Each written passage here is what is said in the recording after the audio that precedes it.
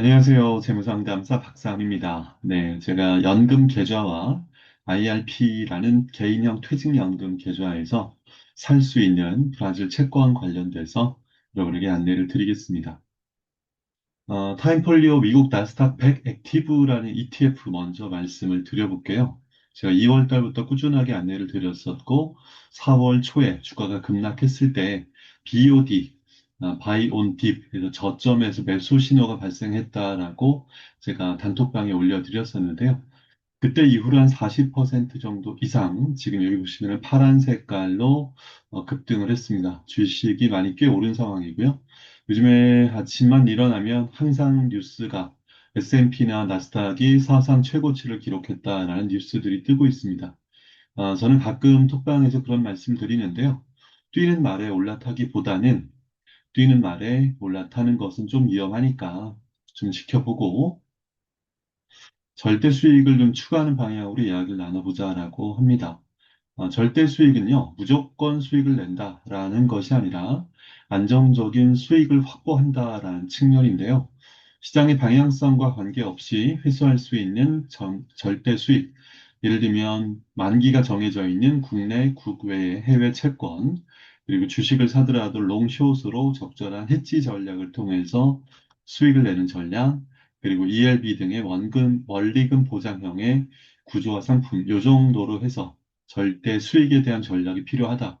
반대로는 아까 이제 말씀드렸던 것처럼 올라갈 때 더 올라가겠거니 하고 모멘텀 전략을 쓰는 어떤 상대 수익, 주식이 올라가면 수익을 더 버는 그런 관점인데 그게 나쁘다기보다 또 그게 틀렸다기보다는 현재 상황에서는 조금 더 절대 수익에 집중하는 것이 맞지 않겠나라는 말씀을 드려봅니다. 오늘자로 제가 단톡방에 안내를 드렸었던 내용인데요. 브라질 채권에 대해서 매매가 개시가 돼서 이자라고 해서 이자 정산 기간이 있어서 6월 말부터 이제 이자 정산 때문에 채권 매매가 안 됐었는데 오늘부터 이제 다시 매매가 개시가 됐습니다. 브라질 채권인데요. 13.3%로 해서 고액자산가 분들에게 인기가 많은 상품인데 네, 비과세니까 이제 건보료라든가 금융소득 종합과세에 해당이 안 되다 보니까 부자분들이 많이 쓰시는 전략 중에 하나죠. 그래서 많이들 가입하시는데 일단 비과세이기 때문에 효과가 괜찮고 또 특히나 이자가 좋죠. 13.3% 정도. 오른쪽을 보시면은 국채 31년 1월 만기가 개인 세전 수익률, 뭐 비과세니까 세전이나 세후나 똑같고요. 수익률이 13.3% 정도 된다. 근데 이제 워낙 브라질 채권으로 말씀드리면은 예전에 물린 분들이 많아서 환율 400원대 들어갔던 분들, 10년, 13년 전에 들어갔던 분들은 환율에서 반토막 나버리니까 환율이 많이 빠져서 190원까지 빠졌다가 이제 올라오다 보니까 예전에 400원대 환율에서 샀던 분들은 굉장히 반감이 있는 그런 게 사실이지만 어쨌든 저는 가장 중요하게는 환율이다라는 말씀을 여러 번 드렸었고 환율 여건을 봤을 때 무난한 수준이다라고 판단을 해서 작년 말부터 브라질 채권에 대해서 굉장히 안내를 좀 많이 드렸던 것 같고요. 단톡방에서도 가장 많이 올해 상반기 때 제가 많이 말씀드렸던 키워드 중에 하나가 브라질 채권이라는 키워드 아니었나라고 생각을 해봅니다. 자, 오늘은 제가 브라질 채권으로 말씀을 길게 드리기보다는 어쨌든 브라질 채권과 관련된 브라질 채권을 넣을 수 있는 채권형 펀드로 연금 계좌에서 갖고 있는 현금들을, 예수금들을 정리하는, 뭐 정리해서 소진하는 것 자체가 목적은 아니지만 이자 없이 예수금의 현금성 자산을 그대로 둘 수는 없으니까 적절하게 수익을 확보하는 전략으로 브라질 채권을 담고 있는 하이인컴 채권형 펀드에 대해서 안내를 드리겠습니다. 정확한 표현을 말씀드리면 방금 전에 봤던 브라질 국채에만 투자하는 건 아니고요. 브라질 헤알화 표시로 발행된 채권에 투자되는 전략이다 라고 보시면 되겠고 뒤에 채권에 대한 다양한 유형은 제가 또 표를 보면서 안내를 드리겠습니다. 일단 이 펀드는 국채금리 하락 구간에서 수익을 기대하는 펀드입니다. 장기 차트인데요. 2016년 이후로 주가가, 금리가, 브라질 현지 국채금리가 쭉쭉 떨어지는 와중에 이 펀드는 수익을 냈었고요. 오른쪽에 보시면 23년도 상반기에 또 금리가 쭉 내려올 때 이 펀드는 안정적인 수익을 내서 국채 금리가 이제 전반적인 시장 금리 하나로 대표적인 금리지만 브라질 현지 발행 금리는 10%인데 시장에서 유통되는 국채의 시장 금리는 이제 떨어진다. 떨어질 때 이 채권의 가격은 채권형 펀드의 수익률은 올라간다. 이렇게 표현하는 게 맞을 것 같고요. 최근에 1년의 그림을 보시면은 연초 이후 연말 정도에서 이제 고점을 찍고 나서 쭉 좀 밀리는 그런 상황입니다. 네, 그에 비해서 아래쪽에 보시면은 채권형 펀드는 약 10% 정도 기준 가격은 올라가 있는 상황이고요. 그래서 국채 금리는 올랐다가 내려오고 있는 중이고 고점 대비 한 150bp, 150bp라고 하는 것은 이제 1.5%를 이야기하는 건데요. 1.5% 정도 국채 금리가 떨어져 있는 상황에서 채권의 가격, 채권형 펀드의 기준가는 약 10% 이상 수익률이 올라 있다라고 말씀드리면 되겠습니다.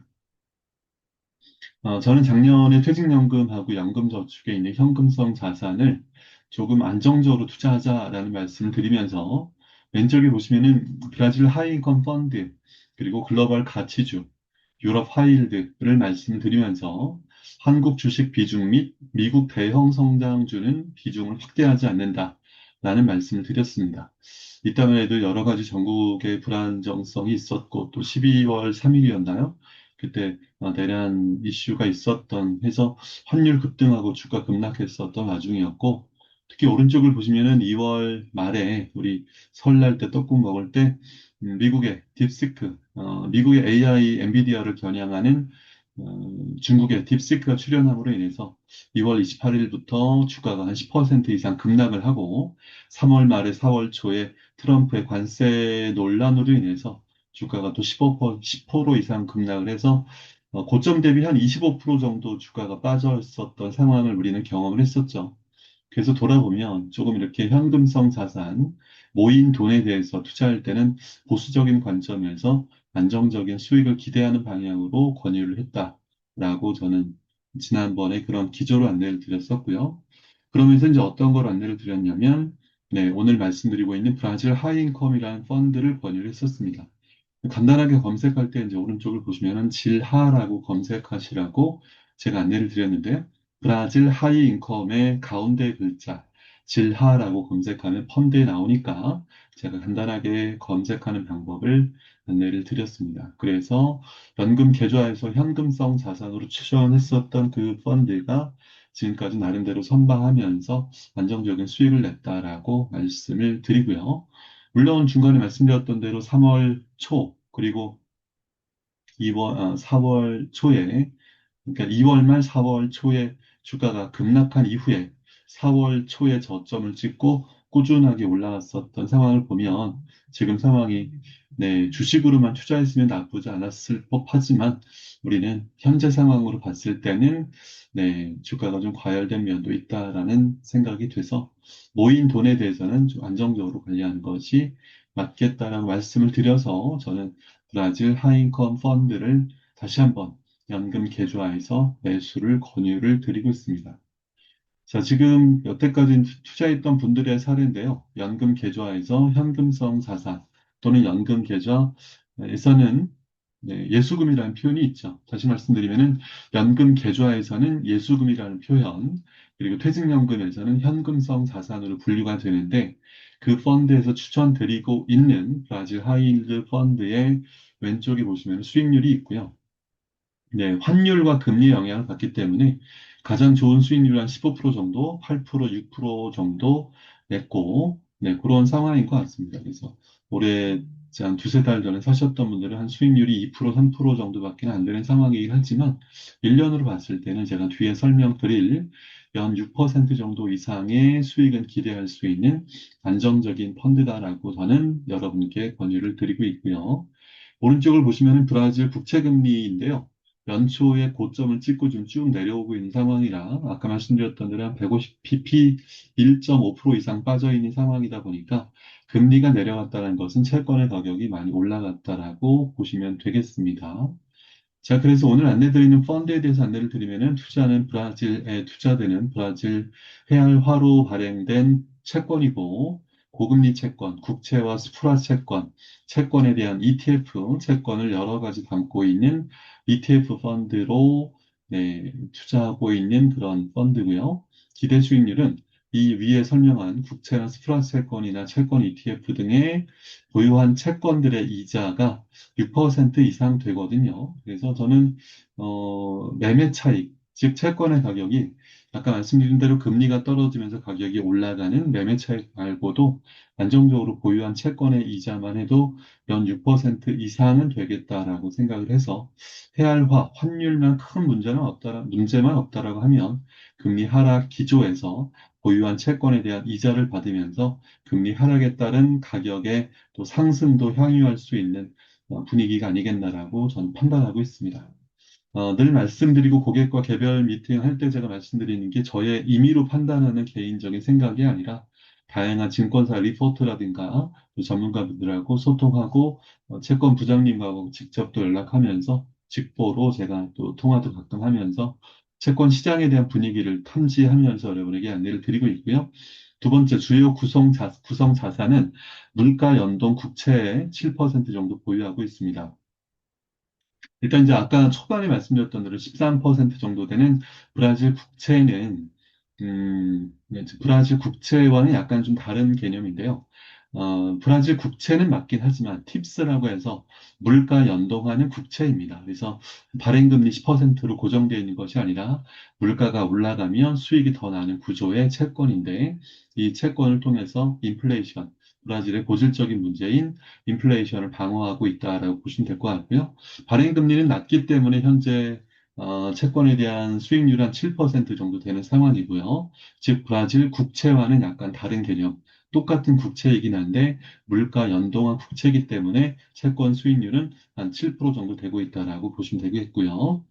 보유한 비율도 7%입니다. 그리고 수익률도 한 6%, 7% 정도 되는 상황이고요. 두 번째, 수프라내셔널 채권이라고 네, 트리플 A급의 국제 기구에 투자되는 채권이 한 50% 정도 되고, 브라질의 현지 채권형 펀드, ETF로 28% 정도 돼서, 국채 지수에 연동합니다. 국채 금리에 따라서 채권 가격도 변동하기 때문에 다양한 회사채를 담고 있지만, 국채 관련된 회사채 지수에 연동돼서 투자되고 있다고 보시면 되겠습니다. 아까 제가 스프라 채권이라는 말씀을 드렸었는데요. 지금 스프라 채권의 목록을 제가 2월 말에 받아서 여러분에게 공유를 해드린 건데, 최근에 지금 제가 미래에셋 자산운용에 직접적으로 연락을 몇 번 했는데, 이 데이터를 좀 받기가 어려워서 2월 말에 자료를 가지고 여러분에게 설명을 드리고 있습니다. 자, 색깔로 좀 구분을 했고요. 맨 위에 말씀드렸던 아까 물가 연동채 BNTMB라고 되어 있는 물가 연동채 팁스라고 되어 있는 채권이고요. 현재 7.42% 정도 순자산을 갖고 있습니다. 즉 펀드 100만 원 투자하면 7만 원 정도가 여기 브라질에서 발행한 국가에서 발행한 물가 연동채에 투자되고 있다라 보시면 될 것 같고요. 표면 이율도 한 6% 정도 되고 있고 시장 금리도 한 6% 내외 7% 정도 되고 있는 상황입니다. 아래쪽에 보시면은 IFC, AFDB, IBRD. 여러분 혹시 여기서 보신 단어가 있지 않나요? IBRD라는 단어는 좀 들어보시지 않았나요? 국제개발은행입니다. 그래서 여기 보시면은 IFC는 국제금융센터고요. AFDB, 자, 개발은행, Development Bank라고 해서 국제개발은행인데 과연 어느 대륙의 네, 국제기구일까요? 제가 상담할 때 여쭤보면 바로 맞추신 분도 가끔 계신데요. 네, AFTB는 아프리카입니다. 그리고 밑에 있는 EIB는 유럽이고요. EBRD 마찬가지로 유럽은행이고 아시아 개발은행 해서 각각의 네, 다자간 협약 기구라고 하고 국제 기구형 성격의 은행입니다. 그래서 개발 은행이라고 보시면 되겠고, 근데 오른쪽에 보시면은 개발 은행들의 국제 기구 형태를 갖고 있는 다자간 협력 은행이다 보니까 신용 등급이 트리플 A입니다. 가장 높은 신용 등급이다라고 보면 되겠고요. 발행 주체 자체가 네, 국제 개발 기구 성격의 국제 은행들이기 때문에 신용도를 굉장히 높은 상황에서 네, 해알화로 발행이 됐다라고 보시면 되겠고요. 그래서 현재 표면 이율이 뭐 4%, 5%, 9% 정도 발행된 이율들이 현재 왼쪽에 보시면은 순자산비만큼 되고 있고요. 요 빨간색의 테두리에 있는 수프라 채권을 모으면 약 50% 정도가 수프라 채권. 다시 말씀드리면은 국제 기구 성격의 은행에 트리플 A 등급의 안정적인 초우량 등급의 채권으로 투자가 되고 있다라고 보시면 되겠습니다. 오른쪽을 보시면은 표면이율이 0%짜리가 있는데요. 그럼 저거는 이자가 없는 거 아닌가라고 생각하실 수 있지만, 예, 이자를 주지 않는 채권이 반면 처음에 발행을 할 때 채권을 싸게 발행을 합니다. 그래서 싸게 발행한 채권을 갖고 있으니까 만기 보유해서 만기가 되면 원금을 주는 거니까 채권에 대한 매매 차익도 얻을 수 있고 금리에 따라서 가격 차익도 이미 내고 있는 거다라고 보시면 되겠고요. 맨 아래쪽에 보시는 것이 이제 브라질 현지 채권형 ETF입니다. 이 펀드에는, ETF에는 이제 브라질 현지의 다양한 회사채를 담고 있다라고 보시면 될 것 같고, 그런 채권형 ETF가 28% 정도 비중으로 담겨 있다라고 보시면 되겠고요. 채권형 펀드의 수익 구조는 채권이 가격이 상승하면 수익률이 떨어지고, 네. 이제, 이게 표가 좀 잘못됐네요. 이제 이렇게 이해하시면 될 것 같습니다. 금리가 내려가면 가격이 올라간다. 라고 설명을 하면 되겠고요. 이것은 이제 보편적으로 이런 원리가 있다라는 거고, 이제 보통 우리가 금리라는 표현을 하는데요. 정확한 표현은 국채 금리가 아니라 국채 수익률이라는 표현이 맞을 것 같습니다. 국채를 발행할 때 10%로 브라질 같은 경우에 10%로 발행을 하더라도 표면 금리는 10% 이자를 따박따박 주지만 금리가 이제 떨어진다. 이게 시장 수익률이 떨어진다라는 것은 채권의 가격이 올라간다라고 이해를 하기 때문에 보통 여러분이 알고 계신 대로 금리와 채권 가격은 반대로 간다라고 그런 개념을 이해하시면 될 것 같고요. 모쪼록 지금 상황은 금리가 떨어지는 과정, 그리고 채권 가격이 상승하고 있는 그런 흐름이다라고 보시면 될 것 같아서 이 표에서는 앞뒤가 약간 바뀌어 있다라고 보시면 될 것 같고요. 즉, 금리, 채권의 수익률은 떨어지고 있는 상황에서 채권의 가격은 올라간다. 두 번째, 보유하고 있는 채권에서 꾸준하게 따박따박 이자는 발생한다라는 거고요. 아래쪽에 말씀드렸던 대로 추가 하락 시에 수익률은 더 올라갈 수 있다. 이런 부분들을 설명했습니다. 고금리 채권 투자로 높은 수익을 기대하고 트리플 A급의 국제 기구 채권을 포함해서 안정성을 확보하면서도 물가 연동 채권을 통해서 브라질의 고질적인 문제인 인플레이션을 방어할 수 있는 기능이 있으면서 다양한 채권을 보유해서 분산할 수 있는 효과. 그리고 여러분 꼭 말씀드리는 것은 브라질은 전 세계 GDP가 경제 성장 규모가 우리나라보다 높은 9등이고요. 우리나라가 10등 정도. 그래서 자원의 부국인 브라질 현지 브라질에 대한 경제 체력을 너무 걱정은 안 하셔도 된다는 말씀 드리겠습니다. 활용 전략은요, 연금 계좌나 퇴직연금, IRP의 현금성 자산, 예수금으로 장기적인 자산 운용에 하나로 포함한다라고 정리하시면 좋을 것 같고요. 현금성 자산, 현재 주식이든 ETF든 채권이든 안 사고 갖고 있는 그 현금 중에서 한 30% 정도 이상은 저는 편입하기를 권하고 있습니다. 다만 이제 위에 말씀드린 퇴직연금 같은 경우에는 위험 투자 비율 70%를 넘지 못하기 때문에 각자 위험 자산 투자 가능한 금액을 확인하고 그 금액 안에서 현금성 자산을 매수해서 현금성 자산을 소진하는 방향으로 투자하시면 될 것 같고요. 나머지 자산은 주식형 ETF, 즉 ETF를 모아놓은 TDF 펀드라고 제가 여러 번 안내를 드렸는데 EMP 전략, 다시 말씀드리면은 ETF를 모아놓은 펀드로 TDF 전략을 통해서 자산 배분을 꾸준하게 투자하시면서 ETF도 직접적으로 관리하면서 투자하는 방향으로 두 가지 투트랙으로 여러분에게 투자를 안내를 드리고 있었습니다. 일단은 헤아라로 투자되는 자산이기 때문에 환율 변동의 리스크가 있고요. 브라질의 정치 경제적인 상황을 주시하면서 특별한 문제가 있다라면 또 때마침 또 적절하게 안내를 드려야 될 부분이 있고요. 근데 하지만 이런 상황 크게 걱정 안 하셔도 될 것 같고 특히 이제 관세 전쟁이 요즘에 계속 두세 달 동안 회자되고 있는데 브라질은 미국이 입장에서는 브라질은 무역 흑자 국가입니다. 그러니까 미국 입장에서 브라질이 오히려 더 수출을 많이 한다는 거죠. 그래서 미국 입장에서 무역 적자인 나라들에게 관세로 이제 압박을 하고 있는 거지만 브라질은 뭐 관세 전쟁으로부터는 이렇게 좀 약간 자유로운 느낌이 있다라고 보시면 될 것 같고요. 중장기적인 시각으로 접근해서 멀리 보고 투자한다라고 생각하시면서도 가지고 있다가 주가가 좀 떨어지면 저는 매도해서 주식을 사는 방향으로 안내를 드리려고 합니다. 그래서 안정적인 수익을 기대하면서도 때때로 주가가 좀 떨어지는 상황에서는 팔고 주식 사고 그런 방향으로 관리할 목적으로 하고 있고요. 약간 실무적인 이야기지만 퇴직연금에서 ETF는 제가 개별적으로 일일이 봐야 되지만 펀드는 엑셀로 다운로드가 가능하다 보니까 여러분에게 좀 앞으로 그런 메시지를 많이 드리려고 합니다. 그래서 펀드를 가입하신 분들에게 메시지를 드려서 매도하는 시점을 안내를 드려서 ETF로 또는 다른 자산으로 적절하게 배분할 수 있게끔 좀 더 액티브하게 관리를 해보려고 합니다. 브라질 채권 관련된 동영상이 따로 있거든요. 이 영상은 제가 한 달 전에 만들어서 드렸던, 원하시는 고객께 드렸던 영상이니까, 지금 말씀드렸던 연금 계좌, 퇴직연금 계좌하고 IRP 계좌에서 연금 계좌, 오늘 말씀드린 브라질 채권과 관련된 좀 더 깊은 이야기를 듣고 싶은 분들이나 또는 연금 계좌, 퇴직연금 계좌 말고 일반 자금으로 브라질 채권을 관심 있게 투자하실 의지가 있는 분들은 최소 금액 한 270만 원 정도로 살 수 있는 13.3% 정도의 안정적인 이자를 주는 채권이고 비과세니까요. 그런 관련된 영상도 추가로 요청해서 보시면 될 것 같습니다.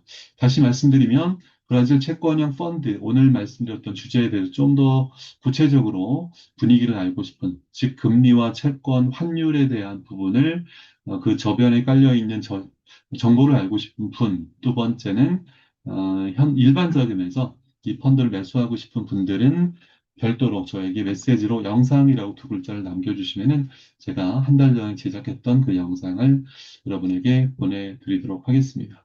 모쪼록 여러분과 함께 지속 가능한 현명한 투자가 될 수 있도록 하고요. 제 나름대로 환율에 대한 또 관심을 많이 갖고 있는 사람이고 또 예전에 기업에서도 환율 관련된 외환 일을 했었던 경험을 바탕으로 브라질 채권에 대한 말씀 많이 드렸다라고 생각하고 나름대로 제가 직관으로 현재 주식이 많이 올랐으니까 뛰는 말에 올랐다기보다는 안정적으로 자산을 배분하자라는 면에서 절대 수익, 무조건 수익 낸다는 것이 아니라 적절한 수익을 확보한다는 전략으로 여러분에게 안내를 드렸습니다. 성공 투자를 기원하겠고요. 여러분과 지속 가능한 동행을 하도록 하겠습니다. 감사합니다.